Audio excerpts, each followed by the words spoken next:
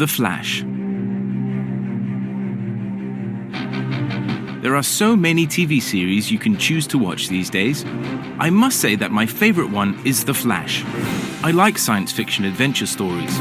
The Flash is a famous comic book, and there were some great films with this character too. I was always a fan, so I made sure not to miss the TV series when it came out.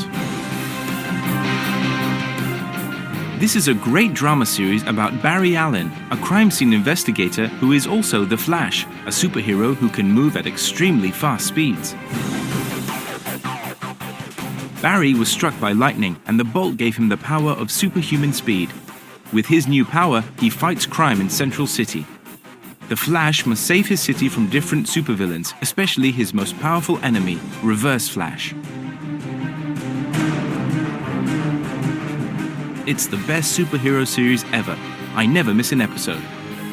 Grant Gustin is amazing as the Flash. The plot is always interesting, and it's got amazing special effects. I think it has something that appeals to everyone. Ah, I've read about you. You're the Flash. Do they show The Flash on TV in your country? What TV shows do you enjoy watching?